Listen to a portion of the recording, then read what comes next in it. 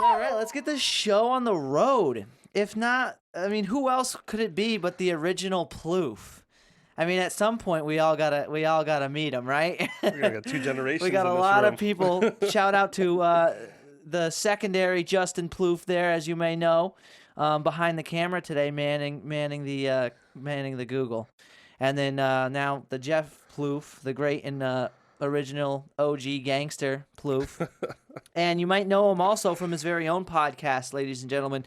You Can't Handle the Ploof, which is funny. I was talking to my uncle about it, and he said he loves the name because it's like, it's just, I don't know. Can't handle the Ploof.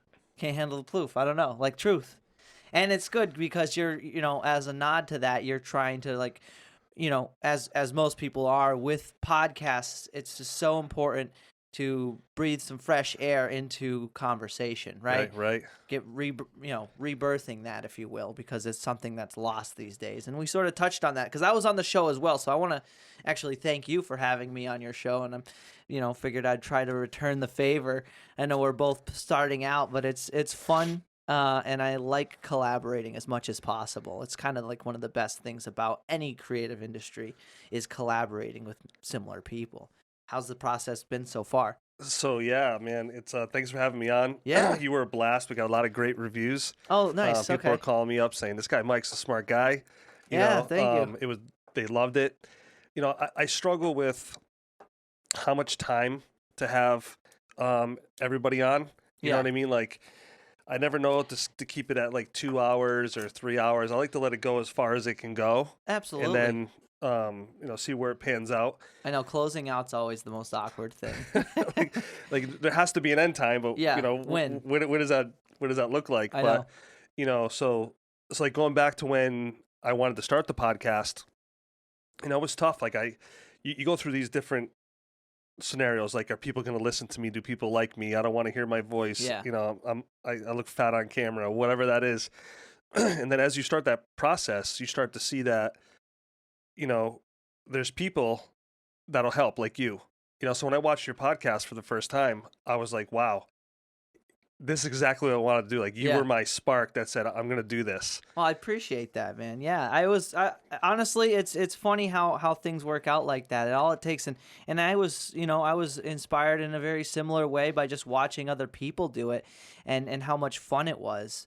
I was actually just talking to Jeremy about it, our friend, and Deo, how much, I don't know if you probably ever seen it, but the Chris D'Elia podcast is the one that really inspired me. Unfortunately, he's freaking, I don't know what the heck he's doing these days, unfortunately, because he got slammed with a bunch of, he ended up, in other words, the Me Too movement hit him bad. He was doing bad shit. Yeah. You can look into that on your own time if you'd like. But he had a lot of charisma. He was very funny. And I loved that. You know what I mean? That's what I was just talking to you about before we started this. I want to get like a soundboard and get some silly noises into this show. And just to make it a little bit more fun and laughable. You know what I mean? Something that people can enjoy and have a laugh when they're listening to it. And I think that's the hardest part. Right. So a tribute to what you were saying with how you feel when you're first doing this. The biggest thing is that you have a ton of insecurities that get amplified. Right. Because now you're not seeing yourself from between your, you're only seeing yourself from your eyes and hearing yourself from between your head, right? So then when you hear your voice for the first time, it's from a different source of audio, not just from your mouth anymore. And when you're seeing yourself, it's not a reflection, you're watching yourself. And so all those things pile on. And it's just, I can't emphasize enough how important it is to ignore those things and keep pushing forward. Because that's what a lot of people end up doing. They'll, like, we've had various amazing artists on here. And I tell everybody, just keep doing it. And I tell that to myself because I'm projecting when I say that, because there's oftentimes, like just this weekend, I was struggling to find somebody to come on. Right. Because that's like, who's gonna want to come on? You're thinking, there's, at first you think, well, who would say no to the opportunity to come on a show, right? But obviously you're gonna value your show more so than anybody else in a sense. So it's like there's that factor where some people are scared to voice their opinion. Yeah. And that kind of, again, ties back into how important it is to not being afraid to Yeah. talk about stuff and laugh about stuff. And the more lax that situation becomes, the more we can laugh about all the stupidity there is in the world, whether your opinions are on one side or the other. It's all about just having laughing about it for a sec, because I feel like everybody's lost their goddamn sense of humor. It's gone. Let's be honest, it's gone. No one's laughing at shit anymore. No. And I think we need a laugh, because damn, like the way people are going about it, it's like I've never seen such tumultuous times in my entire life. Like, maybe this is just because I'm looking into it now. Because I'm really, me and Justin, your son, right? We're just kind of getting into understanding what politics are. Right. Has it been like this for your entire upbringing? So there's always been that, like you had that person in your family that was really political. Yeah. And you just thought he was crazy, and you really didn't listen to much. But as you get older and you start seeing things that affect you negatively. Yeah. So for me, it was Obama when I voted for him twice. Yeah. And I started to see things that didn't make any sense. Like how many bombs we dropped on other countries, right. kicking 5 million people out of their houses, it's one after another. And I'm not saying that no other president did that. What I'm saying is that's the pinnacle for me. That's when I started to wake up a little bit. Yeah. And so I've always come from a mindset where if it doesn't look right, it's my job to dig into that. It's nobody else's job. Yeah. This way I create my own version of what happened, and I'm not just listening to things going on around me, because you can get sucked down that rabbit hole pretty quick. So then I started doing that. And then as I started to do that, I started to say, well, you know what? I'm not into this, this side anymore. I was a registered Democrat for my whole entire life. Yeah. I've recently switched to be an independent. Mm-hmm. And we were just talking earlier before we started that, I follow Jimmy Dore. Yeah. He's an independent. You got to be able to call out both sides. And I didn't think I could do that by being on one side, Exactly. I feel the same exact way, by the way. Yeah. I really do. Everybody wants to be on a team. I mean, who doesn't want to be on a team, right? We got football teams and we do all that stuff. But when it comes to stuff like this, like I don't debate on feelings. I debate strictly on facts. Yeah. As a matter of fact, my mantra is I'll fact the shit out of you. Yeah. You know what I mean? That's smart. I think more people should be like you, for instance. Like there's a lot of people like that, but I don't think there's enough, and especially those who are like pushing massive narratives. It seems like whether you're on one side or the other, there's a substantial amount of facts that are being left out. Right. And it's a little, you'll find no matter what side you look into, depending if you're going really far one way or really far the other, you start to tap into a certain level of hypocrisy. Right. And you miss a lot of points in that, And I always say I hate being a hypocrite. Yeah. Like that's my biggest thing. And so what kind of drove me to make the podcast was I'm having these conversations with people. We bring up a topic and all of a sudden they just lose their mind. And it's based on those feelings. Yeah. And I say, but what about these facts? And they look at you like none of that stuff matters. No. But I guess what I try to believe is that we all have a lot of the same things in common. We just have a different way of getting there. Yeah. Right? So let's talk about that. I'm very curious to know how you got where you are. I hope you're curious enough to ask me where I got where I'm at. Yeah. But at the end of the day, I think that when the conversation finally washes out, we can walk away still friends. But you should have the ability to accept that person regardless. Absolutely. Too often do people get caught up in the details. I keep saying that and thinking about that. I love philosophy, so I like listening to a lot of great philosophy and stuff. And there's really a lot to be said about how many similarities we all have and how easy it is to get lost in the intricacy of people's detailed perspectives and opinions. Right. Like that's not the point. The point is, look how we're the same. We both have an opinion, right?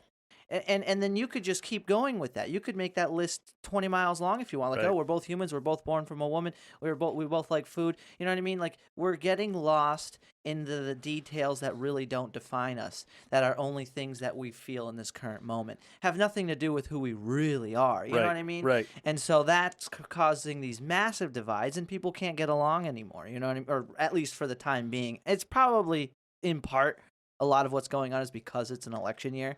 So people are all freaking salty, and pissing and moaning all over each other. Yeah, it's to a point where and I'm very political. Like, I eat, sleep, and breathe politics. Yeah. I I don't even have XM radio on my car anymore, as I all I listen to is podcasts through my phone. Yeah. And It's a smart way to take in information. Just to quickly attribute Yep. to that, it's because, in my opinion, the reason why it's such a great way to take in information is because it's untampered and unbiased usually.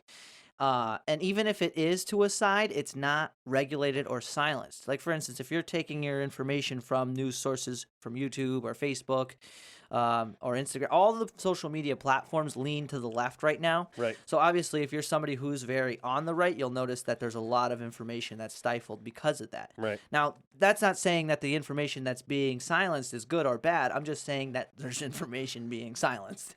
And Right. that's a fact, you know? So it's like you got to take that into account when you're taking in information. And through the podcast medium, most people have the ability to voice their opinion because, I mean, these conversations are hours long. sure, So it's either you delete a couple hours worth of content for some creator out there, which Yep. is a much bigger deal than like some 5-minute snippet. yeah. You know? And I wanted to, when I made the podcast, I wanted to make it so I wasn't doing a lot of edits. I Yep, wanted to same be here. Just one. Yeah, if someone has to go run to the bathroom or Yeah. something, that's different. But I want it to be organic. I Mhm. want it to be free flowing. I want that person to be able to come on. And have a conversation. Yeah, whatever their Yeah. opinion, whatever their side they're on, I could care less. I just want that person to have a safe space where they can come on and just talk Yeah. and not that's- feel like they're going to be attacked.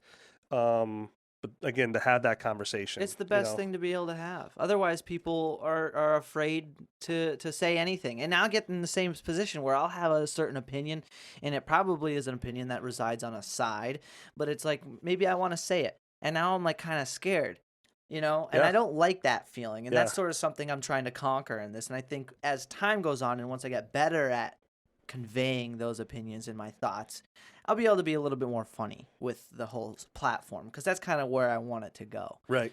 You know what I mean? Just so that way there's some lightheartedness to it and the conversations can carry and develop and go into different things and all that good stuff. Otherwise, it's just, it's just a one-sided thing, and I don't think anybody really should strive to just be one-sided. You know what I mean? Sure. Because then what happens is you either become somebody else's confirmation bias, or then you become the part of an argument, right? So you'll be the A side or Right. B side of an argument, and then and it's harder for people to then have their own opinions instead of being constantly manipulated. Yeah, like so one of the things I thought for a long time before I started the podcast was I have to set that line in the sand where I just do my thing.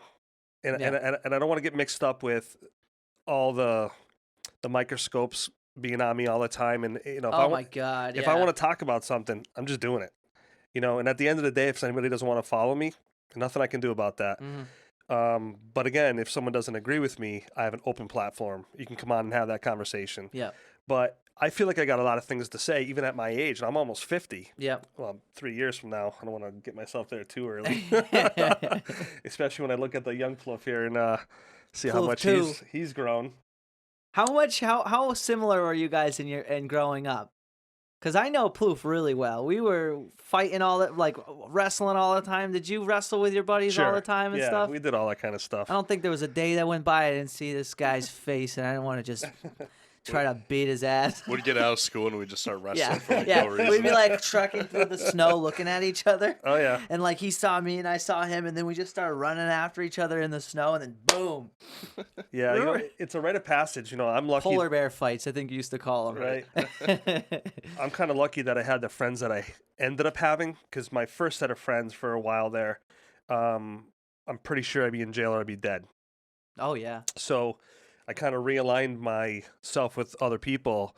And my buddy Matt on the first podcast said, "Show me your circle and I'll show you your future." Oh man, no. Oh gosh. So I don't know if obviously timeline wise who said it first, but Dan Pena. Do you follow Dan Pena? No. You'd love Dan Pena. He said, "Show me your future. I'll show you your friends." One of the most. So you know who Gary Vee is? Yeah, yeah. Okay, so he's like Gary Vee on crack and meth, but not actually on drugs. But he's this really high strung, like billionaire he's not really Mexican, but he is like, but he's just an American guy. He always wears a 3-piece suit. And he's like, I don't care about your race, but I'll say something racist. I don't care about your religion, but I'll say something, like I don't, he's just a no filter businessman, and he will tell you straight up. Yeah. And he goes, I'll show you if you want me to show you your future, show me your friends. And he's just like, check him out. I wish I could actually pull him up. I'm thinking of putting a TV here. But man, he's hilarious. Yeah. And he's pretty inspirational at the same time. He lights a fire under your ass because he's just seems like he's so jacked up. He's like, I'll kill a bear with my bare I'll kill a bear with just a knife or something. But yeah, I know it's so true. And to that statement, I also always say your network is your net worth. Right. You know what I mean? That's going to be Yep. what determines just about everything. And keeping a tight circle and being able to collaborate and work with people, and like just you being here, Ploof, Justin, Ploof, is huge, because like when you can kind of have more of a team to do something together, it makes a better experience, in my opinion. It does. There's more of a ping pong effect. You can kind of spitball ideas and go back and forth. And it's tough because at first, when I was starting this podcast, I was thinking of just being me and the guest, Right. or just me sometimes. But I've grown kind of a little bit more comfortable with the 3-man arrangement here, or 2-man arrangement with the guest. You know what I mean? Well, even for me, like having Justin on my podcast too, that's been huge for us. Yeah. Or huge for me anyways. I don't know if he wants to hang out with me, but it's... For fact checking, it's really important, because Yeah. things might be said. Like, I can't tell you how many times. My apologies. Oh, jeez, I can't stand it when she does that. Every time I'm in a conversation and we'll be saying something, I often feel like I'll say, and anybody who knows me probably is like, yeah, but I'll say something that isn't entirely precise. You know what I mean? Right. When there might be a more accurate statistic on it or something like that, and having the computer there is really important. Yeah, like I'm the same way. I know a lot of things. Yeah. I always can't, squeeze that down to a precise number. So that's perfect. Yeah. Like I said, and having him there with me, we have that the father and son bonding that we're doing. Yeah. You kind of lose them for a little while. Yeah. And as we have kids, other parents will tell you, you're going to lose them from like 21 to whatever. Yeah. But they end up coming back. So he's back, I think.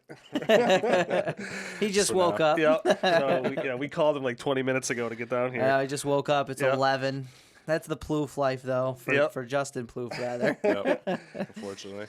So Yeah. so that's important. And like I said to you before, I feel like now I finally have a voice. I feel like it's like my soul feels better.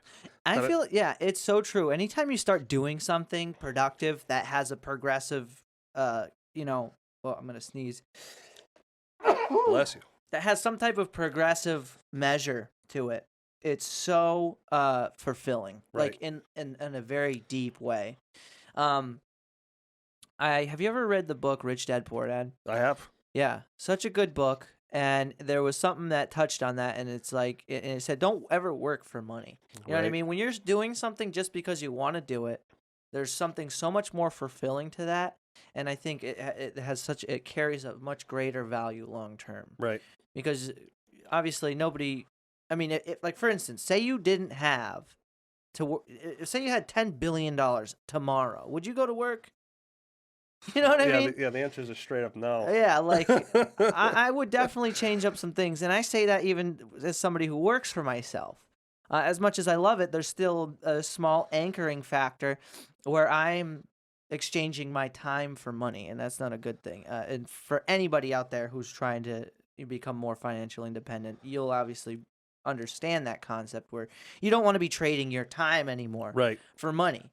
There's other ways you can make it. It just takes a certain amount of effort and consistency doing something instead of rather 8 hours on, 8 hours on, and then you get the 2 days off type of deal. Right. Because that will just keep you down for a really long time. You know what I mean? And then what? You're going to retire at 65? That's not exactly what you always want to strive for. And more often than not, that is achieved through doing things that you love that feel fulfilling, because the reward of doing them is doing them. Absolutely. there's nothing else. For instance, say you're not getting paid enough, work gets real shitty fast. Sure does. You know what I mean? Like, Yep. so it's just a matter of perspective, really, and being able to have fun doing something is the goal. Yeah. You brought up something really important. You know, maybe you're in a job that you kind of, it's okay. Yeah. I'm making some decent jing. I get to pay my bills. I get to go on vacation every now and then. But when it boils down to it, you're going to work on Monday morning, and you cannot wait for Friday afternoon. It's not a good sign. I'm telling you, and I was getting to that point. Yeah. And the company I was with before this was very unethical, very immoral. Yeah. But with my wife's brain injury, it gave me the option to be going to her doctor's appointments and all that kind of stuff. But it was an excuse for me to stay there. Yeah. And then another friend of mine said, let me get you out of this company. Let me get you into the company I'm in now. So I took that leap. And, 13 years after being with another company to go, I'm afraid to fly. I took 30-something, or actually it was more than that. It was almost 40 plane rides. Oh, my God. In the span of 2 years. So I had to kind of dig deep inside myself and say, I'm going to do this. Mm-hmm. And it's not easy, man. I didn't really understand anxiety when I was a kid. As having my own kids, and I see what anxiety, and culturally it was okay to talk about anxiety. It wasn't okay when I was a kid. Oh, okay. It was pull your bootstraps up and get going. My mother didn't want to hear none of that stuff. So, but it's a real thing. Oh, and so getting on that plane, I used to actually go throw up in the bathroom before I got on the plane. Really? Yeah, absolutely. Just every 'cause you had single time. Anxiety from flying, or? Yeah, absolutely. I thought the plane was going to crash all the time. Oh, wow. Back in 2000, I was in a little bit of we blew an engine on takeoff. No way. Yeah, and 2011? 2000. 2000. 2000. Yeah, Oh, 2000. Wow, okay. And I was only married for like a week. Actually, we got married, and I had to leave our honeymoon to go to Dallas, Texas. Yeah. Because I was going to open a new store. Bless you. Woo. And so it wasn't really. I mean, it was a traumatic event, but I didn't fly for a number of years afterwards. But here I am. I gotta fly. I gotta talk to these demons in my head and say I'm gonna get on here. And I can remember throwing up in the bathroom, walking down that plank to go to the plane, shaking like you wouldn't believe. No kidding. Sweating, just profusely. Wow. Sitting in my chair and shaking. It's like Bert Kreischer. You know who Bert Kreischer is? No. He's a comedian. You know Bert Kreischer. He can't get on a plane without getting completely hammered. By the way, he's so you gotta nervous. watch his new show. Yo, I Dale was keeps dying telling laughing. me that. Yeah. Dale keeps telling me that. Yeah, it's supposedly pretty good. I watched the first. I was kind of not focused. I was doing something else. But I did watch like the first 10 minutes of it. It's pretty good. I mean, Tom Segura and Joey Diaz. Yeah. So it's like all those guys just having fun out in a log cabin. Yep. They do some crazy stuff. Yeah, on Joey that show. Diaz scares me with all the edibles that he gives people. Oh my God! They don't know they're gonna get. Yeah, he's like, I was microdosing. He always like microdosing mushrooms and stuff. He's freaking funny. Yep. I love it. I love it when he's on the Joe Rogan podcast. Oh, it's the best. Nobody tells stories better than Joey Diaz. Yep. Too. And they're all true. They're all true. You sit there with your mouth wide open sometimes, like, how are you not doing life in prison? Like, Yeah. you know what I mean? Yeah, I know. You would think too. And it's funny, he's been in a lot more movies than you would think. Like he's in The Longest Yard. I forgot that was him in The That was Longest Yard. him, really? Yeah. Yeah, he Wow. was the guy. Like Joey Bag of Donuts or something like that. I forget his name. Yep. So sitting in that plane. Now the plane's going to taxi, and I'm trapped. I know Yeah. I can't freak out. After 9/11, that's a no go. You Right. know, I don't want a bunch of people storming the plane. So now I'm just gotta go back to the basics in my mind of, okay, I'm in the safest form of transportation possible, Yeah. and go through all these steps. Next thing I know, I'm landing where I gotta be. You know what I mean? But it's a terrorized ride for me the whole way there. But each one got a little bit better. And then so I talk about that because relating to the podcast, I had that anxiety starting the podcast. Yeah, it was real. Like, oh yeah, I'm sure you could really dig it back up. Yeah. I was the same way. I was like, oh, for the first few, I wasn't sure. Like sometimes I'd have a coffee that made me more nervous.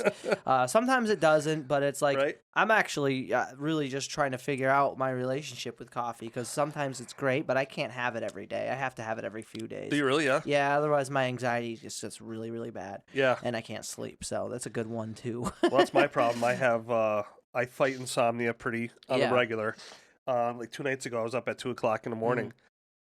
Don't have anything to do, so I grabbed my work laptop and I started doing work. Yeah, you know, exactly. Well, that's just it. At that time, your brain starts working even faster, and I feel like it's a great time for thinking. But at the same time, it's like sometimes you just need to sleep. Yeah. But yeah. So with this, beer does help. I think the most so far. But I've actually become extremely comfortable with it because it's what it is. More so than anything else, at least what it has been for me, is just a series of ego deaths. Right. Like seeing how dumb I am and how stupid I look, and like like you were saying, the things in the beginning. So once you've been withered down to almost nothing, you can only go up. And I feel like there's a little bit more of an optimistic outlook on how things might pan out. Yeah. I think I like I said, I would like to implement a little bit more structure into the podcast, maybe like questions or something like that. You know what I mean? Yeah. Or, I don't know. Something fun to kind of evoke a little bit more. I'd like to go live, but with some of my friends, that is a no-go. Yeah. I would be, I'd be in trouble in no time. I don't even know how to go live. I guess we could hook this up to a computer. Yeah, you can go live, and do it that way. straight But to- I could never. My friends are too. You can't be trusted.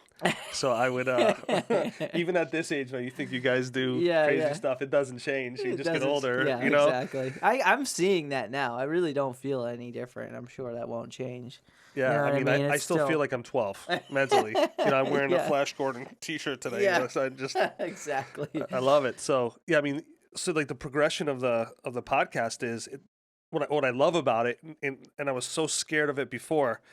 Like all the guys are telling me to get on Xbox right now. That's Xbox hilarious. doesn't change either. What scared me was, and again, you're in your own head, but Right. I have to have it perfect all the time. Yeah. And the reality is that's not how it's going to be. Impossible.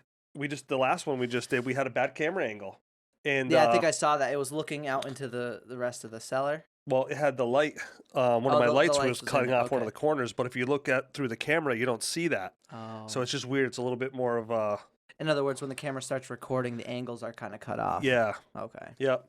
So again, that's just a learning curve, and we'll learn from those. But I think that's also really, I like to learn new things, and it's so for me, it's not a big deal. It's just okay, so we got to fix that. Yep. And the more times that these things happen now, it's going to be the less that happens in the future. And then you sprinkle these little things in. We talked about having some humor. Justin will tell you I love humor. Like when you guys were doing all your skits, and Oh man, I used to watch those all the time because they were so funny.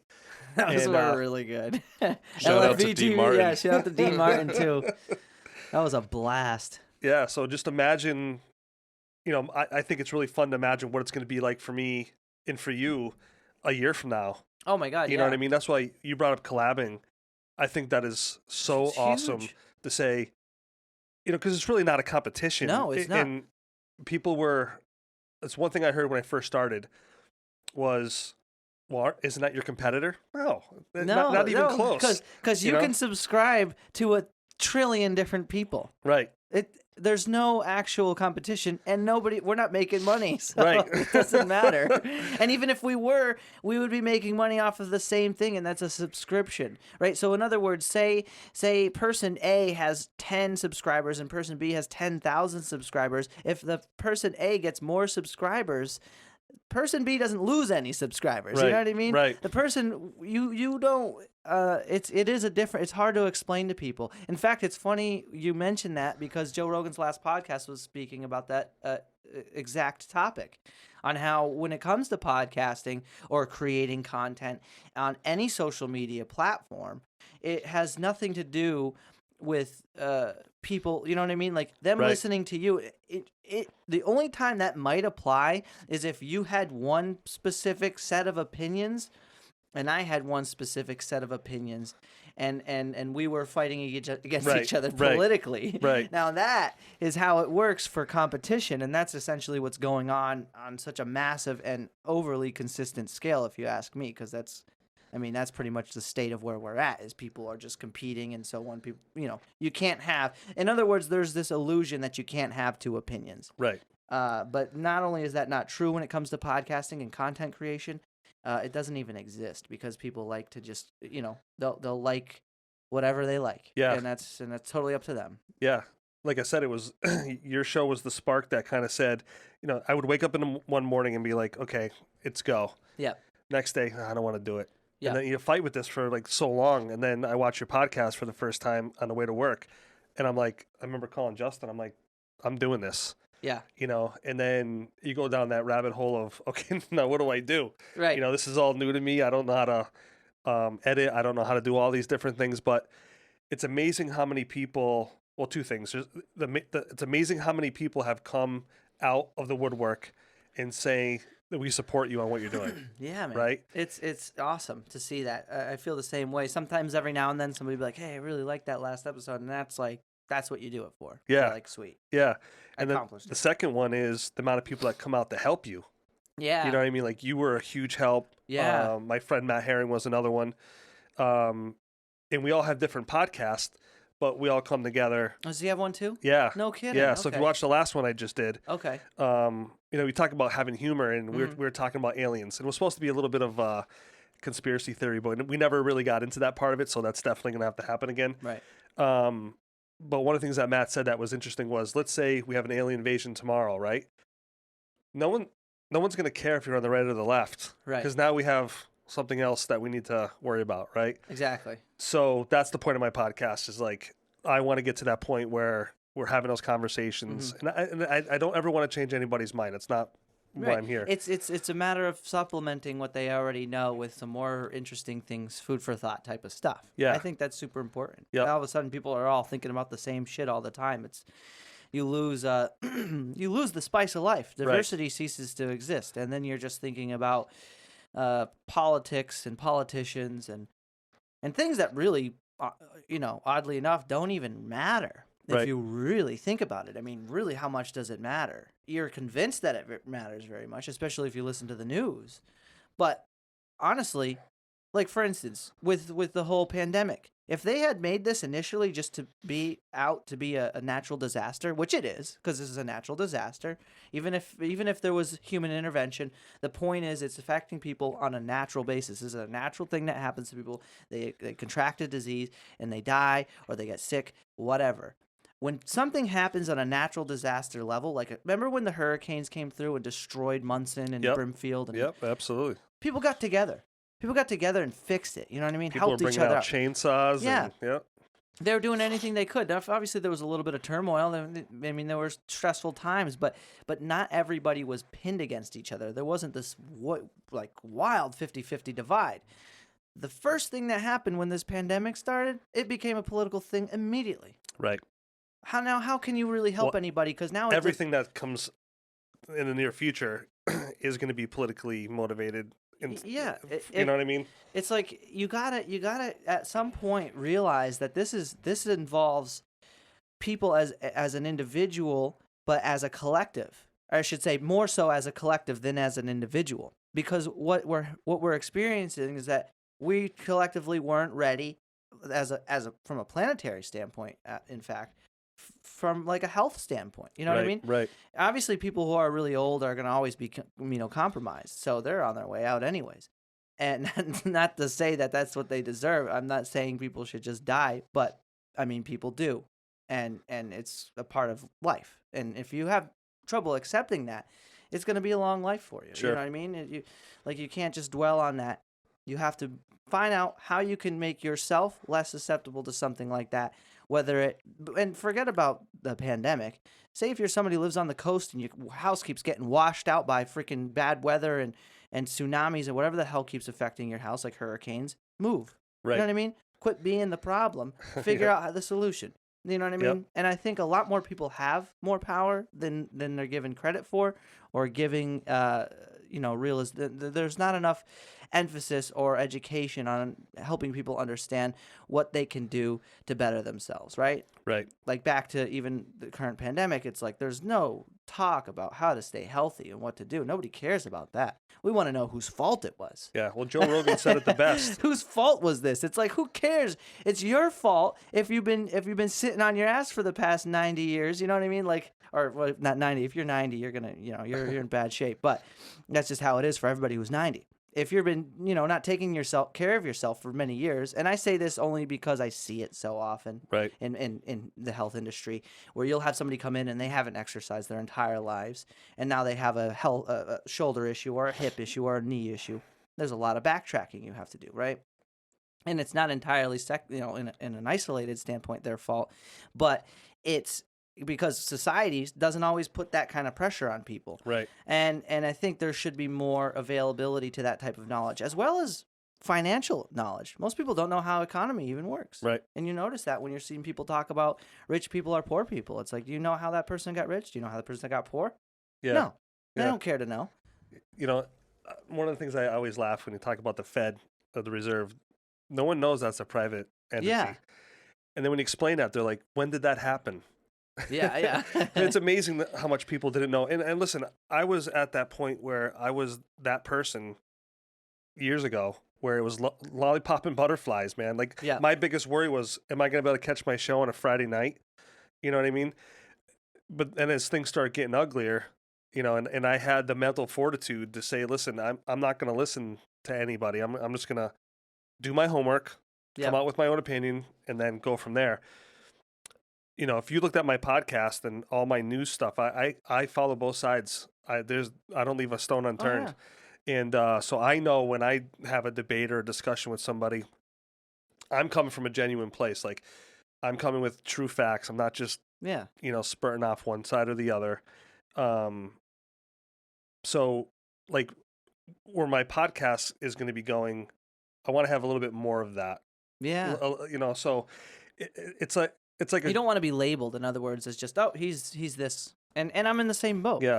Like I would love it so much if this was considered, like, for instance, the times we're undergoing is just like an event that we're all sort of collectively contributing towards in a productive way to help each other, right? Right. Versus promoting a political side. Sure. Right? Because that's kind of what's happening, if you notice, like, Yeah. based off of people's mannerisms and how they're being quote unquote safe.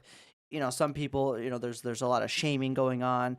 There's a lot of, people who are aggressively against the masks almost too much. And then there's a lot of people who are being really disgusting about people wanting to do things with their lives, like go outside, Right. Like, there's people who are very, we'll say rigid when it comes to saying you want to go on a hike and you just want to be outside in nature, and it's like, oh, but you weren't wearing a mask out there in the woods by yourself. It's like, well, what the hell? What I mean? Yeah. There's a little, you gotta have some common sense at least, and I think that can be lost if you're just supporting only one side's view on it. Yeah, it's true. Like, even when Justin was growing up and his sister, I didn't really force my views on you guys. I always told you guys to go ahead and do your homework, man. Don't listen to me. And I say that all the time. Don't believe a word I say. At the end of the day, don't believe a word I say. Go out and do your own homework. Yeah, it's smart. And if you have a question about what you find, I'll be here Thinking to talk for about yourself. it. It's so important to be able to think for yourself, even if that means you're gonna make mistakes. Sure. Because what teaches you better than a mistake, right? Sure. There's no way. There's almost no learning going on unless you're making a lot of mistakes. Yeah. One thing I've learned, especially as I get older, too bad I didn't get this more when I was younger, but being able to be coached, like, especially at work, Yeah. where my boss now is very good at coaching, and for you to be able to, we build this wall up where I don't want to be coached. It's hard to hear sometimes, like, I might have been doing something not so Yeah. much wrong, but something that could have been detrimental to my future, or I could have been doing things differently to get better results. Yeah. You know what I mean? So I try to apply that even when I'm doing now. It doesn't matter what it is. If I Exactly. can learn more, and I Take can the ego death, because sometimes it hurts. It's like shit, and you're like you catch yourself being irrationally apprehensive, right. and that's I think the root of a lot of people's issues, including my own, I'm again projecting because that's something I'm dealing with. I'll realize there's some things that I do that are just, they could be done so much better. Right. Right. Or I could have a perspective that's a little bit more progressive than the one I have now versus, just in other words, denying truths that I understand to be true. Yep. But I'm being just stubborn, Right. Right. And a lot of people are like that. In fact, that's kind of that's another level or feature of everything going on. Yeah. I'm a firm believer that you have 365 times a year to change what you're doing. Yeah. You know what I mean? And how powerful is that? But people get locked up on the one time that we can't do something right. Next thing you know, it's months and months or years go by, and they're afraid to revisit that. Right. So I always say you have to be uncomfortable to be comfortable. Mm-hmm. Going back to my plane rides, I had to be uncomfortable 40 something times. Yeah. So where the last couple that I took, I fell asleep. Mm-hmm. So, but it's a progression, right? If I didn't keep doing it, am I going to miss an opportunity? Because when I got to the places that I had to go, they were so much fun. Yeah. It was just that transition between point A and point B, and being in my own head. That's similar. That's similar to the struggle, the minor struggle of podcasting is that I recognize or try my very best to remind myself that everybody who I have come in is sort of an opportunity to further my experience. Absolutely. In doing this. That's a good call. And there's a lot of people who I want to have come on, but I've never met. Yep. And so there's a slight amount of anxiety because of that. Like, what are we going to talk about? Am I going to be able to get the conversation flowing? There's a million things you can worry about. But but the one thing that has remained so true and consistent is that the more I do this, the better I feel like I am at it. Right. And the less nervous I am at conveying my opinion. And again, I'm still in my mind very withheld because I do still feel like to have an opinion is bad. Yeah. You know what I mean? A little bit. Like if I Sure. really said everything that I really, really felt, I feel like it would be, I feel like it'd be bad. And that's what I'm not going to do. I'm not going to Yeah. be held hostage to that anymore. Yeah, exactly. So it's sort of a fight for Yeah. it. And I've always noticed, and it was just kind of funny when I was young, I noticed that the people that were a little bit older, well, way older than me, that they always became very opinionated at a certain point in time, right? And now I understand where they're at. You just get to a certain point in your life where you're like, you know what? I don't give a shit anymore. Yeah, and it's important to have that. Yeah, I love people. I really do love people tremendously. And anybody who knows me knows that I am a straight up people person, and I care about your success. I'll do anything I can to help you. Yeah, I can definitely tell that. I was saying to everybody, as I'd never met your dad prior to his first you're doing the podcast with you, and I was like, man, Ploof's dad's really cool. Like, because how often do you meet your friends' parents? You know what I mean? Like, I feel like not very much, especially not a sit-down conversation, maybe high and by, as being younger. We knew April and Mark pretty well, Anthony's parents. We were there, cul-de-sac, because we had a great group of friends right up in Chudy Street. Yep. And we all lived in that cul-de-sac on Sunset Acre. Right. Besides, Ploof, I met you once I moved out of there. Right. 8th grade is when we met. So, but we still all hung out because it was still just a short bike ride away because we all still lived in Three Rivers. And we had the trail right there. It was actually a really cool place to grow up. I couldn't have asked for anything better. Yeah, honestly. Well, I was pretty lucky. So when I was your age, well, back then in high school, I had a couple friends' parents that I could actually sit down and have these conversations with. Yeah. They were very interested in what we were doing. They didn't really hold any judgment to us. They would give us pointers and stuff like that if I was being a knucklehead. Yeah. My mom worked a lot. So I didn't have a father around for a lot of those years. So they became my parents. And so I had that safe place where I could go do my homework and have these conversations. Like I remember getting into some deep conversations with some of my parents, some of my friends' parents. Oh yeah. And nothing inappropriate, here, but just life stuff. Oh yeah, no, I know what you mean. It was, I think back on all those, and again, that's just more motivation for me to do what we're doing now. because that brought me joy then, and it's bringing me joy now. Yeah. You know what I mean? So having that platform, I just think it's literally the best thing I ever did. Like, this is hands down the best thing I ever did. I feel the same way. I feel like it's really liberating in that now the winters will be a little bit more fun. Right. I always battle the winters, I say, only because I'm very outdoor oriented, and I like to go places and do stuff, and it's a little bit harder come winter time with a platform like this and having a little studio of my own like you have yourself. It's for me gonna serve as a great way to be productive and have some type of fulfilling medium throughout the winter. Yep. And that's kind of, and it's funny too, like with the whole conversation thing, I'm excited for a lot of this shit to be over, as I think everybody is. Just a few more weeks, man. Yeah, just a few more weeks. It's like, I don't care what the hell happens. I really, at this point, I don't. Something hit me. I swear to God. At first, I had a really strong opinion about something. And obviously there's still I still understand certain things to my own truth, though. The point is, once this goes on and goes by, I think people will be able to go back to having more lighthearted conversations about really cool stuff, like cooler things, like aliens, like you're saying, and I don't know, space exploration and all the kind of cool stuff and the concepts like the simulation theory. I really love talking about that with people. That's crazy. That's because it's that makes my head hurt sometimes. Yeah. If you look at how video games were 20 years ago or 30 years ago, and you look at where they are now, right? And now think about where they're going to be in 20 years from now. Right. Forget about it. I think we're going to be locked into this for a while. What's that? This whole dissension between everybody. Oh, you think so? Yeah. Because it doesn't matter at this point in time. Everybody's so mad at each other that it doesn't matter which way this goes in November. It's going to be volatile. People talk a lot about a civil war. I don't even know what that even looks like, to tell you the truth. What does that mean?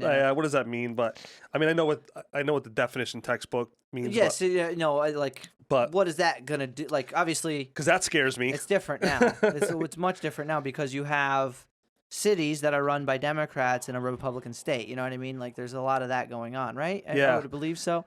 So where do you really draw the line? But I will say to that, based off the last podcast I listened to with Joe Rogan, who the heck did he have on? They were talking about how long. I just saw. Yeah, I didn't get a chance to watch them yet, but he had two of them yesterday. Yeah, how long certain things last.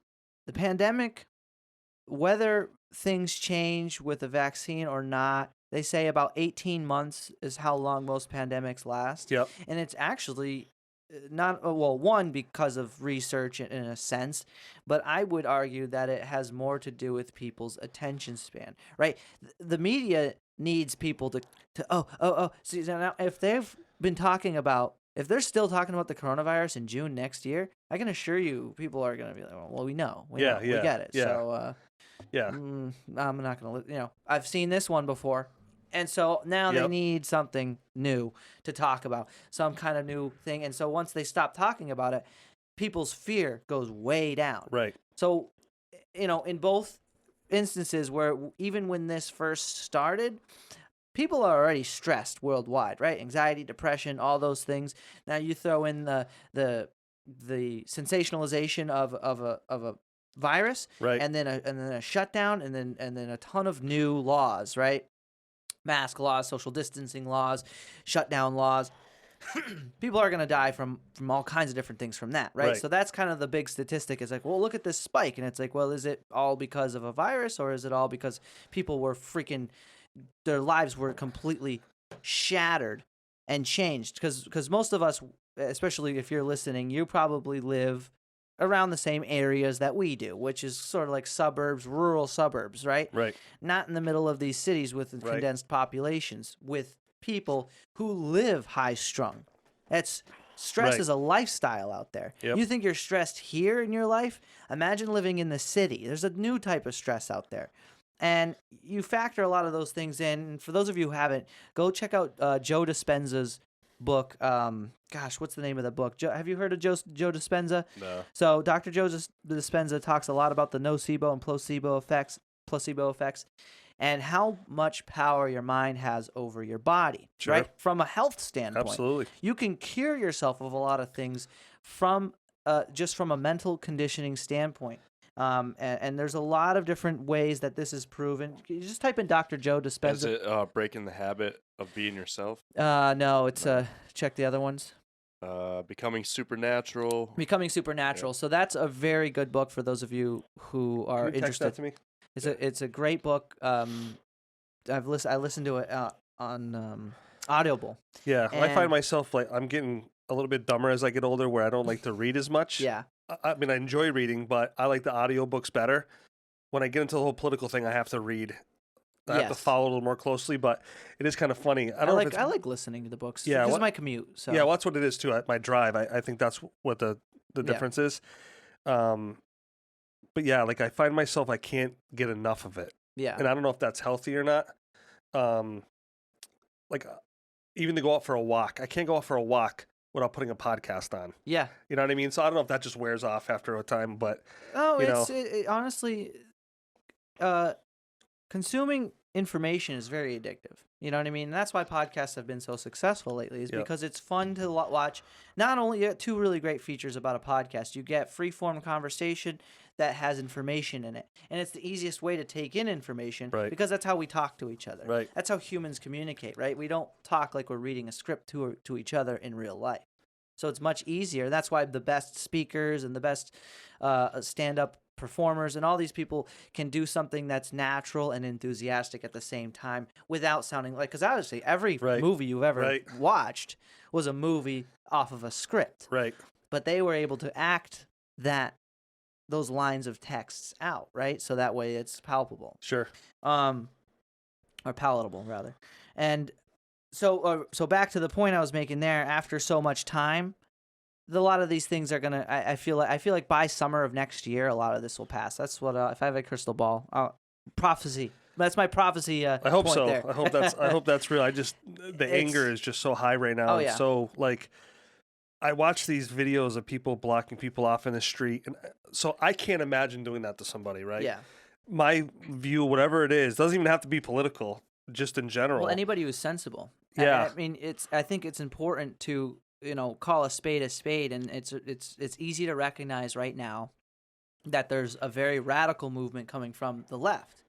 And I say this as a liberal myself, and because most of my views are liberal views, Sure. but it's like I'm not gonna, do half the shit I see happening right Right. now, or try and convince people in half the ways that I see, because a lot of it's stifling other people. It's Right. just so Well, they're again, fighting fascism, yeah. using fascism. And don't get me wrong, once the left, once the right starts acting radical, I'll fucking say it, because Yeah. it happens. Right. And it always happens, if you notice, during a presidential term that doesn't coincide with that side. Right. So now you have a right president, so the left gets radical. Then the right, and then you get a left president. Then the right will get radical. Yeah. I mean, the sooner you can see these things from a phenomenon standpoint, you're like, oh, okay, well, that's predictable as hell, and now I can move on with my life. Yeah. Do you find that, like, so one of the things I'm dealing with now is I'll put it out on Facebook, hey, who wants to be on the podcast? And I'll get like 10 people, me. So I'll start going down the list from people that got in there first. I'll make the schedule, and then they tell me they can't be on. And we go through that like 7 times. Yeah. So I'll go back to them and I'll say, hey, what happened with the other day? Oh, I thought about it, and I just, my work and everything. I'm like, guys, we don't have to talk about any of that stuff. That's the great thing about this podcast. It can be whatever you want to talk about. Yeah. So one of the things that I started to do, which was unfair, was that, I had in my head what a particular podcast I wanted to do, right? So someone would give me an idea of what they wanted to do, and I'd be like, I just don't know about that. Yeah. But then when I told other people about it, they're like, no, that's actually pretty cool. One person wanted to come on and talk about some services they had for the elderly. And I'm like, that's not really captivating, but we could make it that way. Yeah. So I can't be afraid to have somebody on that I don't think is going to be captivating. Yes. I just have to let that happen because so one of the things in my last podcast you're the host. was, You still can you still can have, okay, let's talk about that. You know what I mean? That's and I totally see where you're coming from because I feel the same way about a lot of the decisions sometimes that I make. Like I've obviously contacting people based off of what I think they would have that's interesting to say. Right. But I've never turned down anybody who reached out and said, "Hey, I'd like to be on." You know what I mean? Because it's Yeah. like, yeah, let's do it. Yep. Like my last podcast, this guy Matt Herring, he's done like 1 million podcasts. He is huge into the comic book world. He knows, so he also that's does awesome. a music one. So like the band Striper, he does all these things for them. Like everybody who's in that, like the Rat, that genre, know who he is. Right. So I was definitely intimidated with him being on, and he's a wicked smart guy. But we get him across from me, and he was just like an average dude, Yeah. and we had the best conversation. But one of the things that he said to me was he had a mental block because he also writes books, and he didn't know how to finish his book. Like he's like 3/4 of the way through. So he says, after this podcast, you guys just gave me all the rest of the stuff I need to finish my book. Oh, awesome. Okay. So how cool is that? Like, how many books does he have? That's really cool. I don't know. We'd have to. If you look at the last podcast, all his information is on there. You can look him guys, up. and if you haven't already, in the links below, you'll find Jeff's podcast and his Instagram for the podcast. You can't handle the Ploof. I don't want to botch it. I'm always so nervous about names and stuff when I'm on.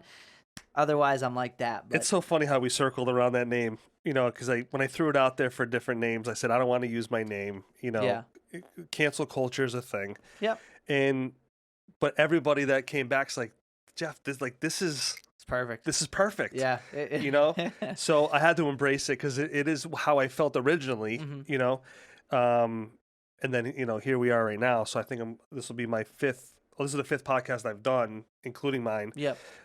So I just look forward to each one. So, but yeah, that's the challenge I'm having right now is the people that want to come on and then they cancel for whatever reason. Some of them call back and say, I don't want to be on camera. I didn't know it was a video podcast at first until I looked at your page. Mm-hmm. And I said, you know what? I kind of got rid of that, like the first or second one, right? What's that? That the camera's right there. Mm-hmm. The first time I kept looking at it and looking at it and looking at it, it's right there. And then after the second one, I'm like, you know what? It's gone. I don't even pay attention to it anymore. Yeah, it's important not to. I do the same thing. Could you actually turn that off for a second? Sorry, Ploof. Ploof. It's just there on the dial. There we go. I'll have to. Noise gate will probably take care of it because it's not that loud. But yeah, no. In as being a host and not having a technical person do it, because that's the nice thing about Joe Rogan's podcast. For Joe Rogan's purpose, I mean, he doesn't do. I would have a hard time believing he does any of the technical stuff. No, yeah. He just has a conversation. Young Jamie does it all. Yeah. So that's a hell of a luxury because that's half. That's in the beginning, that's half of where my mind is, right? And it's scaling back now because I'm a little bit more trusting in how everything works, and that it's all working.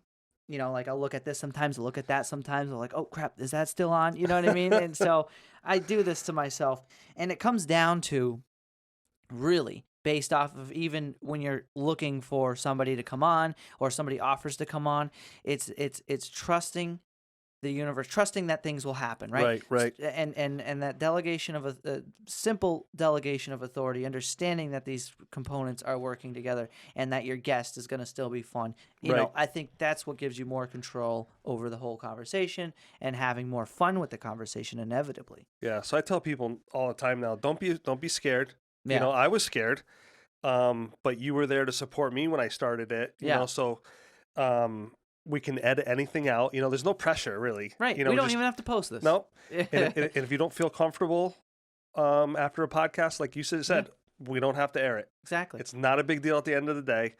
If you want to come in, I have those extra chairs. You can sit and watch the process, and then when you feel more comfortable, you can jump in. So I think it's really empowering to know that you can come on and you can be productive on the podcast, because I think that's another worry people have is, what am I going to talk about? Well, you let me do the leading for a little bit. And then as we start getting, feeling it out, you can jump in what you want. But one thing I try not to really do too much is to have a prescripted base. I just want to, it's okay to start off that way. Then let's just see where it goes. Exactly. That's one of That's the most huge. fun. Yeah, I always thought about doing like a script or something, but I just am so terrible at following scripts. It just would not work. It's too much work for me. It'd be way too much. Cause then, and so say if I had like a set amount of questions for you, what if I ran out? Right. I feel like I would depend too much on that and then nervously fall out of that and then have to regain where I'm at. Cause that first 15 minutes of the podcast being off the cuff Yeah. is really 15, 30, 45 minutes is what warms you up. And Yeah. then from there it just goes. You Yeah. know? Well, And it's like that's- Bobby, the guy I had in the last one. He was so nervous before we went on. And so what I like to do first, like we did, we just sit down for like 15 minutes. Yeah. And just start talking like we normally would. Mm-hmm. And then Settle in. Yeah, let the environment calm down a little bit. And he got done with that podcast. He's like, this is the best thing I ever did. Yeah, it's fun. You know, he goes, I'm not gonna lie though, I was shaking before I got here. And I'm like, that's normal, you know? Everybody does it. I said, and so one thing that I've learned, and I've learned this from Joe Rogan, was I really don't look at the comments very often. Yeah. Because I don't want to get wrapped up in, you know, somebody trying to pick out something that's, you know, they're just trying to be mean or whatever. Right. I don't do this podcast for any other reason but for myself. Yeah. And for my guest. Have you And had anybody try and come at you with something? So not really. Yeah. The majority of people have been really positive about it. Like, I like to hear constructive feedback, right? So talking Yeah, about same. coaching, right? Constructive criticism, I think, is very useful. So, like, a couple of my friends have called me up saying that they're the ones that noticed the light at first that was in the corner. Yep. You know, so, and I take mental notes of all that stuff. I write that all down. Yeah. And so as we get started with the next one, it's like a pre-flight checklist. Okay, make sure the light's not in the way, you know, all that kind of stuff. And like you said, it just gets better and better and better as time goes on. And, you know, we'll have our technical difficulties and You find your niche. Like I've figured out where this tripod should be and how zoomed in the camera should be. Today is the first day where I had it just a little bit wider. Yep. I kind of like the look where it's just catching the tip of the of these backdrops here. Yeah. Just to make it a little bit wider because this isn't that big of a room. That's the biggest problem with this setup is I got I think almost a perfectly square room, and it's better to have a rectangular room. Yeah. Well, you know what's really cool is, you know, when I first started watching your podcast, we see a vision from behind the camera of what this looks like. Yeah. And then when you walk in someone's podcast room, you're like, wow, this is, you know, This is it. There's a lot going on here to make this happen, you know, with our wires and lights and those kind of things. And so I think when people see the process, to me, that's kind of cool. To Like, learn, it supplements your learning curve a little bit. You know what I mean? Or rather, flattens it a tad. And that was the biggest thing. I even talked to Justin here about it when you reached out and you're like, hey, what do I do? And I'm like, oh, because a couple people have asked me, and the equipment, as you know now, because you're in it, you're doing it, is one thing, but it's what happens after everything's done. right. Is a whole nother thing.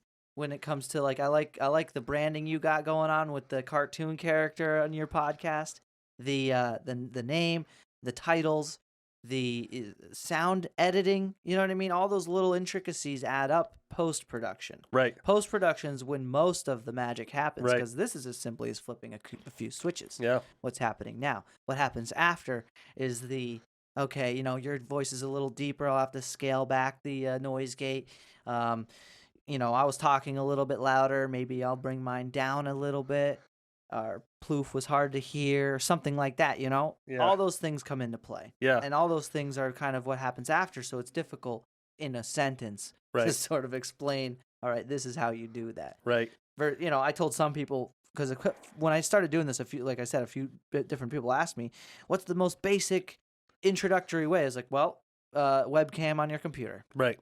And there's a microphone and a camera, Yeah. and you can record. What drives me nuts, and I've been a victim of this by my own accord, and it's been no one else's problem but mine. Every time I go to do something, I try to go out the cheap way, Yeah. and then I end up paying for that 3 times over if I just would have went and did it right. Yep. So I said to myself this time, That's, I think, I'm not messing around. something we're all guilty of. Yeah.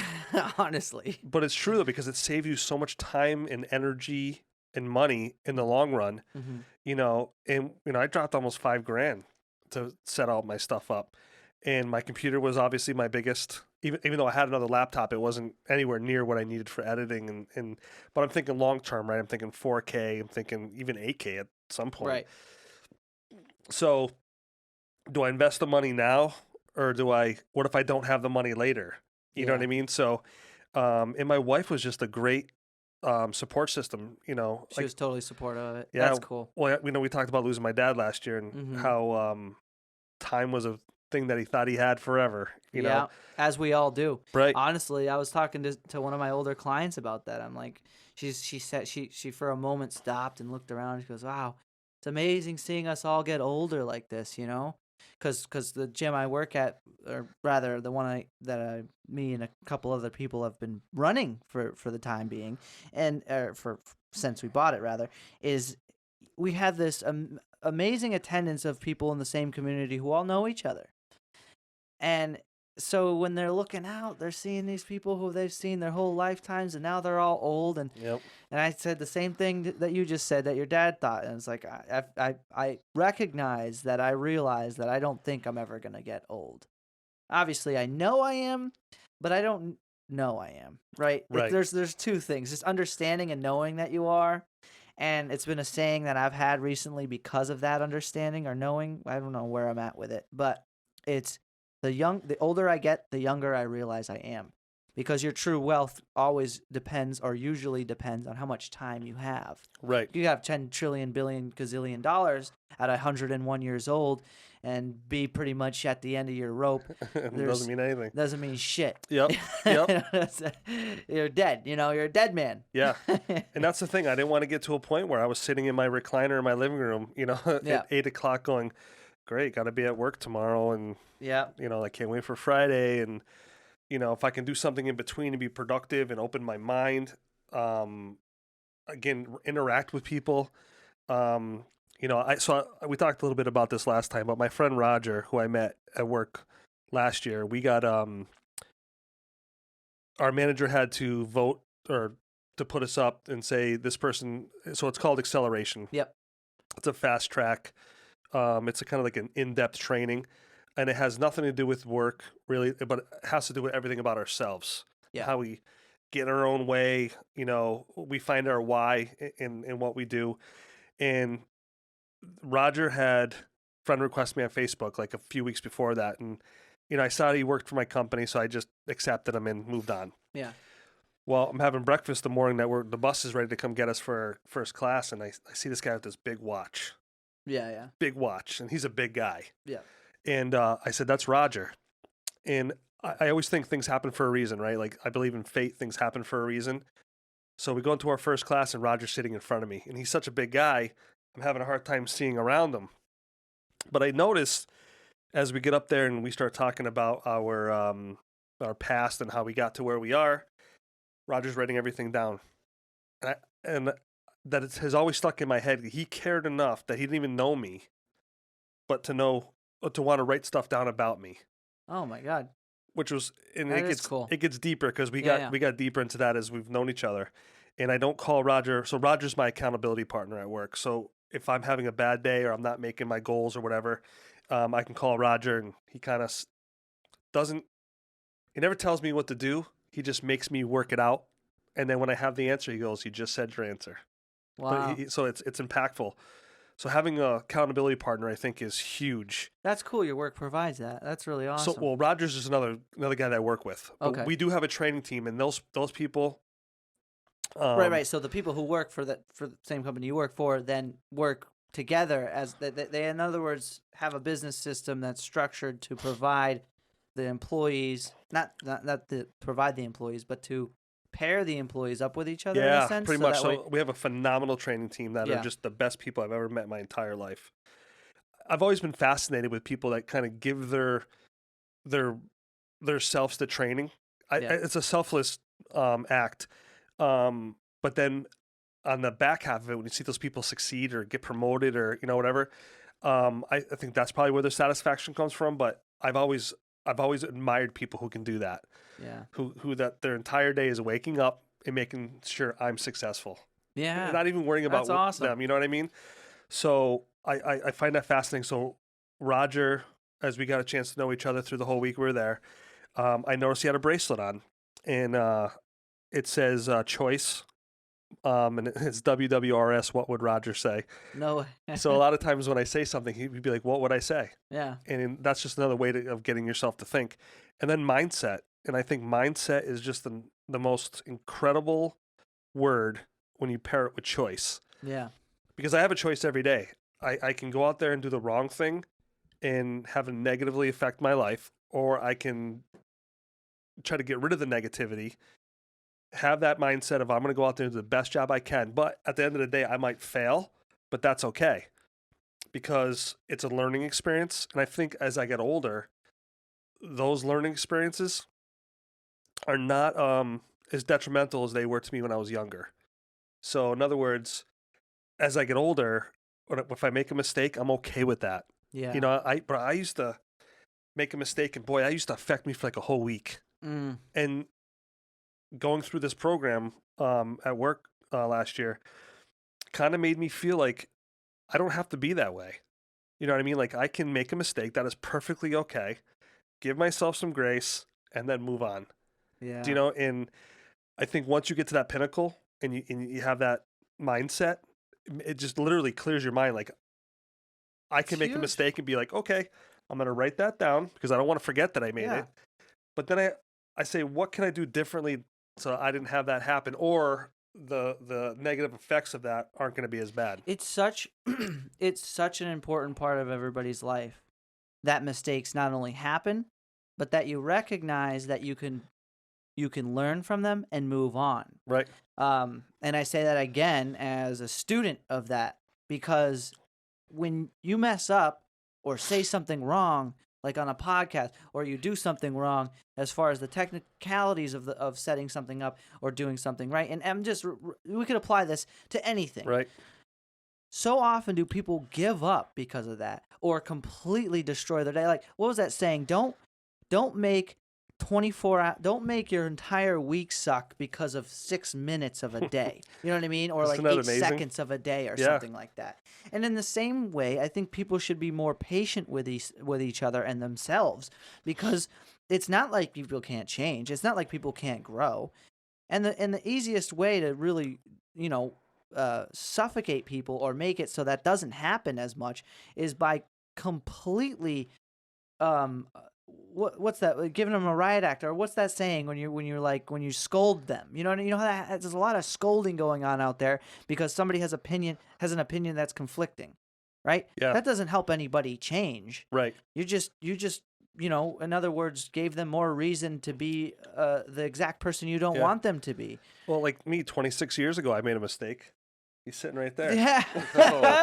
Funny. Burn of the day. I'm only kidding. He knows I love him. He can't ever get over that mistake. I love it. He knows I love him. But Ploof's like, shit. He did not see that burn coming. even with him, I know there's been points in his life where I've had to sit him down and talk to him, and I'm sure he doesn't like to hear it. Yo, I was a mistake for sure. I think most kids are. Like, I was talking to somebody about that. Hey, Who plans? at least you know who your father is. Yeah, exactly. I I don't either. And imagine who plans for a kid. You know what I mean? Does that really happen? Did you plan for your kids? So my second one I did. Okay. And my wife wasn't really happy. At first, like, I think she wanted to have a few more years with just me and her and Justin before we had, because he used to walk into my store.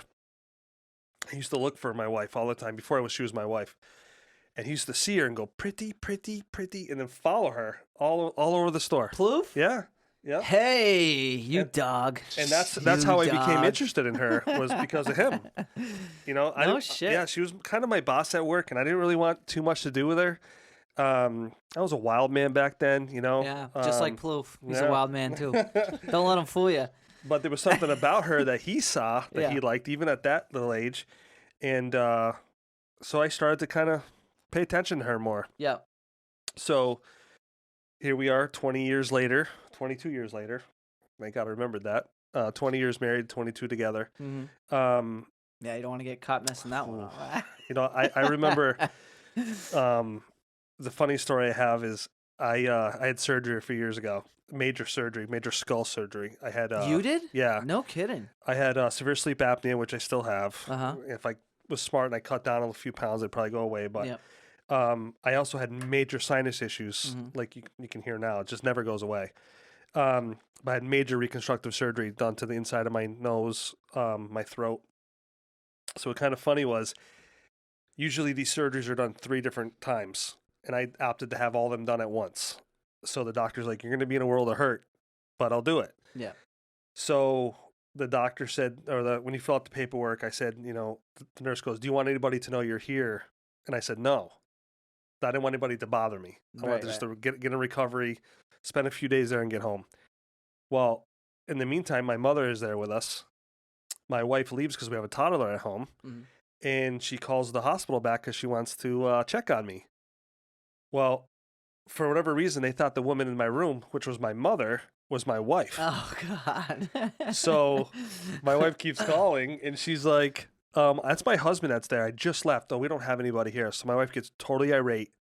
I don't know which number she called, but the nurse comes in. So they're just lying to her, essentially? Yeah. Because you said not to tell anybody. Yeah. So the nurse comes in, and she kicks my mother out, and she's like, "You and I have to have a really weird conversation." I'm like, "Okay." And I couldn't even talk. Who said that to you? The nurse. Okay. So I had sutures all the way through inside of my neck, and I had packing in my nose. It was just horrible to even speak. And she goes, "Some lady keeps calling the hospital here saying that she's your wife. And, I know that's your wife out there. What do you want me to tell your girlfriend?" And I start laughing. I'm like, "That woman out there is my mother." And that woman that keeps calling is truly my wife. Shit. And the sigh of relief came right over the nurse, because she's had to have these conversations with people. Oh, wow. When someone gets hurt with and they're people who are having affairs and shit. Wow. So that was a really funny story. We still laugh about that to this day. My mother thinks it's the best thing since sliced bread because someone thought she was young enough to be my wife. Yeah. But yeah. Well, it's a compliment. Yeah. Right. It's a compliment. So going back to, talking to Justin and kids in general, when you're a parent, is the majority of us don't say those things to be demeaning or whatever. We just know the ramifications of what happens when you don't do those things, because 9 out of 10 times we had to suffer the consequence of that negative or that bad decision.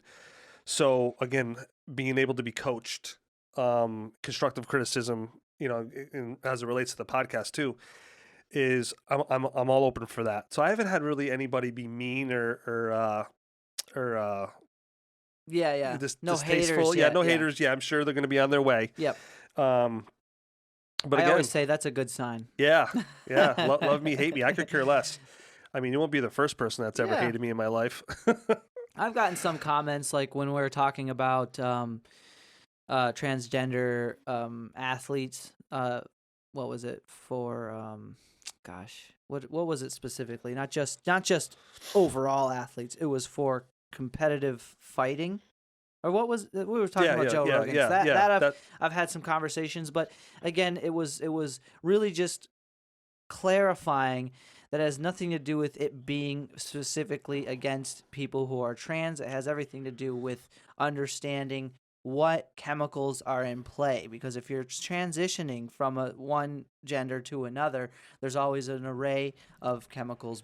You get hormone replacement therapy, right? And that's has a ton of different effects. So when it comes to combat sports, there's those effects, and so that's just something I've already clarified with some people. Because again, sometimes there's people who will say something, and even though it might come off as aggressive, or coming at you specifically, it can be, like you said, a great teacher for just some constructive criticism. And like, hey, you said this, but you didn't clarify either exactly what you meant, or this is how it sounds to me. Right. Like you're saying. And oftentimes that's a really great, conversation you can have with somebody to kind of, again, perpetuate the art of conversation. Right.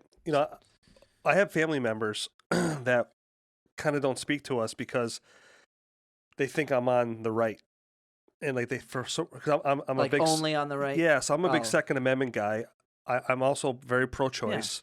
Yeah, I am too. I am exactly. I tell people all the time. I honestly am crazy enough to say out loud, I wish all drugs were legal. Yeah. So that way you could have a better platform, so that you don't have to go to some guy's grungy alleyway, whatever the stereotypical environment would be, you could now go to a professional, and that professional could also offer you help if you need it. Right. And that's how I've always felt about marijuana. I can't believe marijuana had ever been in the topic of like being legal or illegal if in a world where alcohol is as legal as it is, right? Right. If we're all adults here, I mean, what's the point of making one legal and the other not? Yeah. Especially if one has an annual death toll and the other doesn't. Right. So if we're talking health, Well, just from the simple fact of like alcohol and domestic violence. yeah. I actually Seriously. I had to listen to a great podcast yesterday about gun violence and alcohol and how people who commit suicide with guns, majority of them do that in a small span of time of consuming alcohol. Yeah. So if you took that out, that number drops dramatically. And I didn't realize that number was so high tied to alcohol. Yeah. So, like I tell people, like, I'm also pro-choice.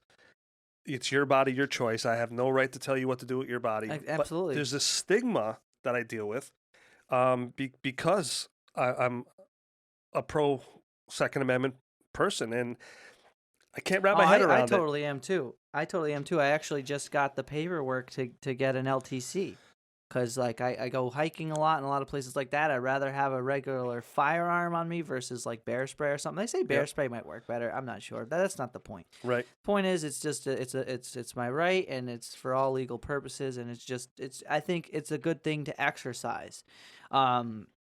From a statistical standpoint, places with more gun regulations in this country have more gun crime. Mm-hmm. And the argument that I always say when people are like, well, guns are bad. Well, it's like, well, depending on how they're used, what they really are is a tool. And you could make it illegal, but, heroin's illegal. Sure. And we know people who die from it, and we know people whose lives have been affected extremely poorly from it. Right. So what's going on? You know what I mean? So the point is, I'd rather law-abiding citizens have the ability to exercise a right that they already have anyways. It's already in the amendment, or rather the Constitution. It's the Second Amendment. And to take that away, I don't know. It's never come off as though it's been productive in any way. Right. You know what I mean? Somebody breaks into your house. That argument I hear all the time. Oh, if somebody breaks into your house and you're going to shoot them, your things are more valuable than their life. I'm rigid enough to say, yeah. You know what? Honestly, you're going to be a stupid person and break into somebody's house. You apply that to Mother Nature, you don't get a second chance. You die. Yeah. Mother Nature will kill you. Go into a lion's den and start yanking on his tail. The lion cares more about his tail than your fucking life. I promise you. I promise you. So, like, the same thing applies. Don't be stupid. And again, why is he breaking into your house? To rape you and your children and then do that next door? I have an obligation as a father, as a husband, to protect. Why not? My domain, and even when I'm out in public, the last thing I want to do is shoot anybody. But and it's a right, not a law. It's like you don't need to have a gun. Well, you don't have to get one. We go down this slippery slope if I tell people this: if you want to take away my right to carry, then I'd love to take away your right to shut the fuck up. Do you know what I mean? Like, yeah. But it doesn't, and when you say it like that, they get so offended. I'm like, well, how do you think I feel when you tell me? I certainly don't want to take away your First Amendment. I'm a firm believer where even if I don't like something you say, I will defend your right to say it. Yeah. Because once we take away one, he might as well take away the rest of them, because there's no end. Once someone takes away something, they always are going after something else. Well, it's a bad country to do that in. So I understand the utopian idea of no guns. Trust me. Hey, no violence. I love that. No guns? Fine. That's fine, honestly. But that's not something you can do, really, in this country. You can do it in other countries. I'm sure Japan did a pretty good job of it, but they weren't a country that was predicated on the Constitution. Yeah. So you have to understand where you are. And that's a big part of what flies and what can get by. And that's a lot of what you're seeing right now with what people have as an idea of utopia. They'll constantly refer to certain countries in Europe and this and that's like, well, you can go there. Like that's... And I don't mean to say that in a dismissive way, but if you really want to, have the education that Switzerland provides. You can Right. get an education there. Yep. Especially if you're from this country, you have that liberty to, well, not right now because of the shutdown, but in time you'll be able to travel Yeah. and as you could before and get an education in other places and live in other places if you really want to. Right. I mean, the Um, reality is there's evil in the world, Yeah. and I have a right to self-preservation. And that's why I love this podcast, because it also helps me promote my First Amendment right of free speech, Yeah. and other people's freedom of free Exactly. speech. So, again, this has opened so many doors for me. And I'm sure for you, I mean, Yeah. I big time. love, like, when I see your podcast come on in the morning, and I just, first thing I hit and I watch it to the way to work. Yeah, I air at like 3 a.m. on Thursdays, so it's first thing. You can watch it right then and there. Yeah, it takes a while to render some of this stuff. Like it's sometimes I sit there like watching grass grow. Yeah. It's like 2 hours later, it's like 3% more. I'm like, Oh yeah, when you're uploading it. yeah, Yeah, it takes a while, or rendering it, like when you're finished. Yeah. Right, yeah. Yeah, it takes. That's why I had a crazy dream last night that my computer got stolen. That sucked. But yeah, that's pretty much like the thing I love the most, because I bought it specifically for this, and it does a good job. It can get a pretty big file rendered in 30, 40 minutes, but the upload speeds you can't really affect no matter what you Right. have. It's you need to go into the city to get better bandwidth. But I honestly just put it there and it does its thing for 2 hours and then it's up. Yeah, It's pretty straightforward anyways. yeah, Back to that though, I know we kind of just went on a tangent there. I like bringing it out in the open, in the light, how certain perspectives have been deemed by a side. right, When, like you said, you're more independent, as I am as well, and it's like independent people, most people should be independent, because if all of your values lie on one side, that's where you run into that hypocrisy Right. again, because there's a lot of contradicting factors when you're only tailored to the right or only tailored to the left. right. And it's just a very confusing way to live. It is. So I don't know. It's just a matter of figuring out where you're at and being and I think being respectful of other people's opinion. That's huge. I mean, I don't really work hard at it. Some people say, "Oh, I have to really work hard at respecting someone else's opinion." I'm like, "Well, do you?" I mean, Yeah.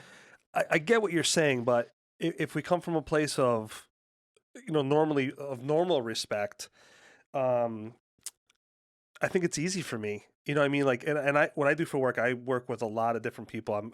I'm work with a lot of the LGBTQ community. Mm-hmm. I met some absolutely phenomenal people. So I guess I'm blessed in a way that I have that. Right. If we're being honest with ourselves, think about how many people have influenced you in your life. Like, Right. no matter what my opinion is, I know people from all sides, from all walks of life. I mean, even to the person who reached out to me and when we were talking about like the transgender thing, it's like I'm a coach and I've worked with transgender athletes, and they're not very different, but you have to treat them like their original gender based off of their anatomy, because there's certain things that you just can't change. You know what I Right. mean? Like bone structure and density and just hips. It actually comes down to hips quite often, because women can give birth and men just can't. And so you have to take those types of things into account when you're rehabilitating somebody. Right. Whether you like it or not. And a surgeon would tell you the same thing, and anybody in the medical industry or the health industry would have to approach it like that. Yeah. So there was kind of that, listen, and there's some of the most badass people ever. I've actually worked with a transgender rugby player. She didn't mess around.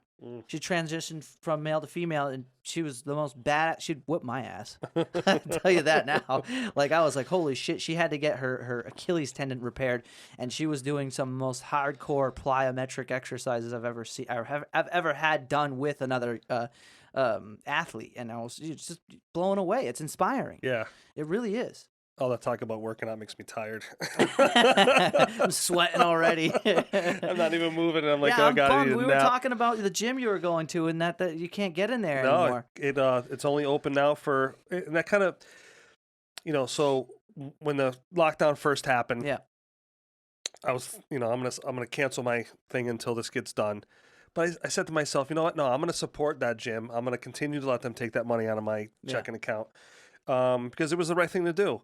And then we get to this whole point, and then they decide that I'm no longer valid with a bunch of other people, and I get the business model they're trying to do, you know, Yeah. and I can respect that part of it, but you could have told everybody that was your intentions. And Yeah. it might have manifested itself a little quicker towards the end than she thought. Yeah. Whatever. Poor execution on their part with Right. how everything went. Yeah, because it will make me think in the future if it does ever open back up to the public whether I want to go back. Yeah. You know what I mean? But I did come from that place of trying to support them that whole time. Yeah. You know, when I couldn't use those facilities. Mhm. You know, so one thing I've learned, especially as I get older, is trying to give people more grace and not be so hard on them. That's something I'm really trying to work on. You know what I mean? Like, if they do something wrong to me, I don't want to harbor that too long. Yeah. You know, I want to. Don't dwell on it. Yeah, I want to absorb it. Yeah. Give them some grace and move on, and then because it helps my mindset, and I don't want that affecting my whole day. Or if I walk in someplace at work, I'm affecting someone else's day negatively because I'm in a negative mood. Yeah. You know what I mean? It's not fair. No, it's not. It's really not fair. I know exactly what you mean. And it's tough sometimes because especially like you work with people, so you don't have a choice. You have to put on a happy face and do what you got to do. And it's obviously impossible to never have a bad day. Right. And so sometimes you have to go into those situations having a bad day and being in a shitty mood, whether it's your fault or, I mean, it's always going to be, I'm a big fan. I hate victimism. Mm-hmm. So I don't really give credit to saying, oh, because maybe you're having a bad day because of somebody else.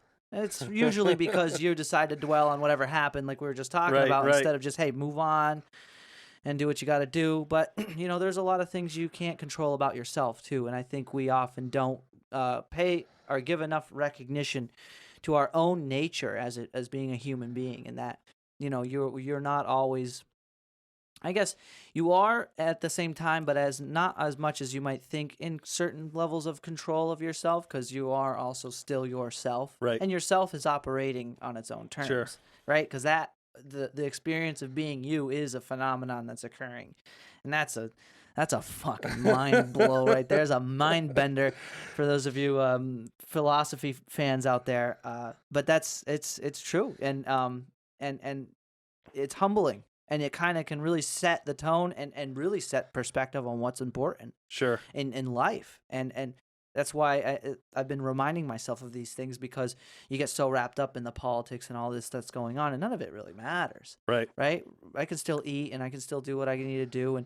And really, you could spend a lifetime getting fired up about policies that are being made, but inevitably, it's always going to just do as it does. And whether it's like a train still moving forward. Yeah, whether it's for the worse or for the better, and you don't have to be okay with it, right. But you have a much better life if you are. Yeah. You know what I mean? One of the things, like, I'm mentally trying to really focus in on is, so I'm in the service industry, and what's that word service mean, of being of service? And so I'll give you an example. I was at work on Thursday, and someone I used to do business with switched to another line. Yeah. Another product I don't carry.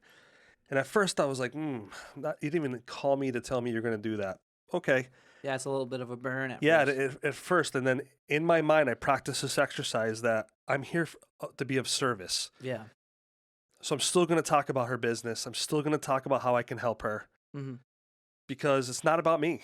Yeah. It's about her and how I can help her with that business. So I sat down with her and we went over a whole bunch of things.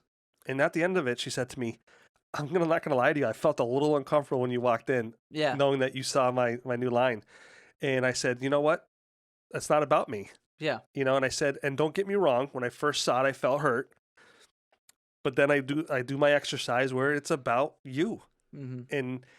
And she goes, well, I got to tell you something. That was a great conversation. I appreciate that. Now, who knows? Maybe down the line, she'll switch back to me.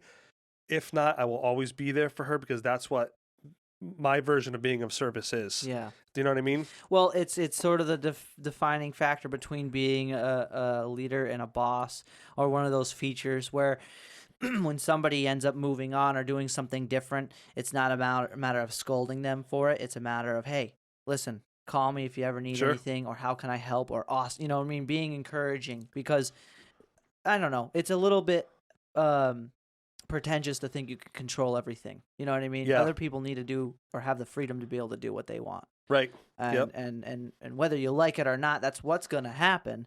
So it's kind of a mental conditioning to, okay, now what do we do? Now how can I help you? Right. You know, and now, so yeah, to move forward from that, yeah. Yeah, it's tough too. Like we, like I talk a lot about being in your own head. Sometimes, man, that just I have to sit down and have a talk with myself in the car and go, Yeah. "What were you thinking, man?" Yeah. You know what I mean? But going back to being of service really helps me make that decision faster and easier. Yep. You know what I mean? And I try to do that when I'm out in public. You know, just treating people with respect, meeting new people. And that's what I look forward to most about this podcast is, Yeah, you really get to meet somebody in a constructive environment with a purpose. yeah, And that's tough, because typically if you don't have something like this, I guess the opposite would be to have some. In other words, it's tough to kind of just have a conversation with somebody without a purpose. right, So when you go, hey, can you come on my podcast? Now you have the structured environment to have a conversation with whatever you'd like to have a conversation about. The point is that you're able to get to meet that person and get to know that person. right, Because typically, think about it, like how often would we sit down and have a conversation together? right, Because I only know Justin Right. as like my friend. yeah, It's not often I get to sit across back to what we were talking about across the table from like their parents and have a long form conversation. yeah. Now, do you find yourself that you're reaching out to people that you would normally not reach out to? I be honest? try to get more. You read the 4-Hour Work Week? Yep. So that was part of like, I always call it the Tim Ferriss challenge. And that's, he challenged a bunch of students to reach out to somebody who inspired them or something, just to have a conversation. And so there's an art of reaching out that you end up learning, reaching out to people. And then there's an art of asking them a question, Right. right? Because you don't want to, like, say you get a hold of somebody who you're very inspired by, you know, you don't want to ask them, how'd you do it? Right. Because that's a shitty question. Because Yeah. really, that's a question that goes on. And imagine if somebody asked you how you do what you do, you'd be like, well, we need to sit down. You know what I mean? Right, This yeah. can't be explained in Yeah. an email. Sure. And so that's kind of what I do. And yes, I reach out to a lot of people who I would have never reached out to otherwise. And it's a combination of people I've known or gone to school with, and then a combination of other people who I haven't met. Like a lot of the artists that I've had on here, besides Dean Martin, shout out to Dean Martin, I haven't met. Actually, no, I knew Elijah Bovin as well. But then through him, I got shout out to Elijah Bovin, shout out to John Wash, and shout out to Cook Short. Oh, we also had Noah Liss on here. I don't I know. saw that. Noah Liss was Yeah. really a freaking awesome guy, and it was funny because we went to school together, never met the guy, and it was a pleasure. It was a pleasure getting to know him. And Dope Ghost as well. I got his album right here behind me. Yep. Really talented rock band, and they're just from the Springfield area. Isn't it cool how some people from your past kind of recirculate Yeah. to your future? And then you're like, how come I didn't know you guys before? Like I I had some plumbing done and some electrical work at my house a little while ago. I had one of those mini splits put in. Mhm. And come to find out, when the electrician came in, I recognized him from high school. Oh, no way. Yeah, we were in automotive together. But the plumber who showed up was also in my school, who I didn't know. You know, but it was cool because we kind of reminisced about the school and Did our you life go to back then. vocational school? I did. Yeah, you went to Pathfinder? I went to Chicopee Comp. Chicopee Comp. Okay. Yep. I was trying to remember if we had this conversation already on your last podcast. Yeah, vocational schools are the way to go. That's too cool to run into people like, yo, we went to shop together. Yeah. Well, the mistake vocational I school. made was I went through automotive because I wanted my father to be proud of me. Yeah. And Was he a mechanic? Yeah, which turned out to be the most bad decision I made in a Yeah. long time. So you hated it? Yeah, I hated it, but Yeah. I wanted the love of my dad. You know, Yeah. it didn't make any sense, but that was what I thought I had to do at the time. Mm-hmm. I should have been a plumber, or electrician, or a carpenter. But so I worked for a local dealership. I worked for a local gas station for a while, and then I got into retail, and I think that's where the retail bug kind of kicked. Yep. And More of a salesperson? yeah, like I didn't want to fix anything because I wasn't smart enough for that. Like yeah. to know how things work. Like I get it. Like I know how it works, but how to troubleshoot stuff, I was just like, that's for someone else. Yeah.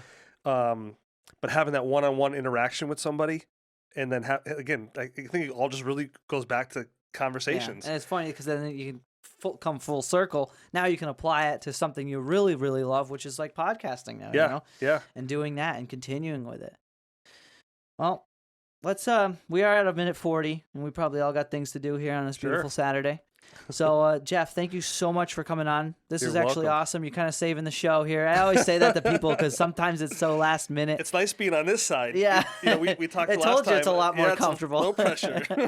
Way less pressure on that side of the table. But, guys, if you haven't already, please do check out damn it. You can't handle the Ploof. You can't handle the Ploof. I was like, you can't something. I was like, I always stumble over my words, but you can't handle the Ploof. The art of conversation, right?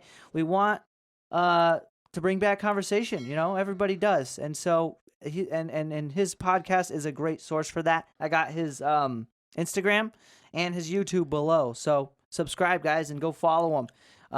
And thank you guys so much for listening. Give us a thumbs up. Comment below if you guys. Ken, if you're listening, we'd love for some contribution, conversation contribution there in the comment section. Not often do I get to talk to whoever's listening, so it's super supportive, and it actually really helps the channel to give us thumbs up and conversation tips and stuff like that. All right, guys? So again, thank you so much for listening, and we'll see you next week. Peace!